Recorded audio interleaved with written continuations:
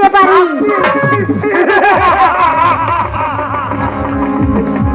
তা হয়তো আর চোখে আপনার দিকে যেতে পারবেন না বেগম সাহেবা। তাহলে কি আপনি বলতে চান শিশু কামালকে আমরা হত্যা করার ষড়যন্ত্র করেছি?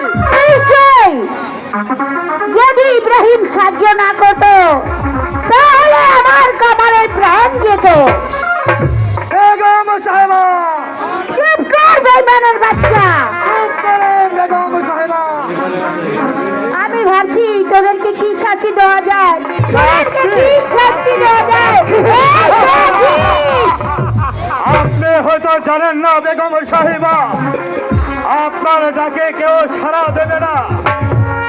আপনার জীবন মরণ এখন আমাদের হাতে। আমরা এই নবাব মহলের সবাইকে অর্থের বিনিময়ে হাত করে ফেলেছি। তাই যদি আপনার বাক্যটাকে সুপ্রসন্ন রাখতে চান তাহলে এই নবাব মহলে আমাদের অনুগত ভাবেই থাকতে হবে, আর না হলে আপনার স্থান হবে অন্ধকারা কক্ষে। কি? আমার বেতনভুক্ত কর্মচারী হয়ে আমাকে বন্দি করতে চাস? এত বড় সাহস তোদের! এই কে আছিস? এই, আপনার ডাকে এখন আর কেউ সাড়া দিবে না।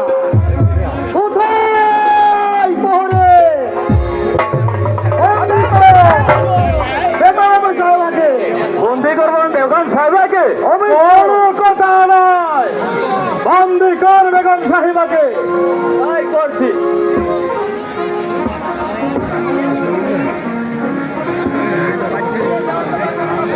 যাও অন্য কারখানা কক্ষে।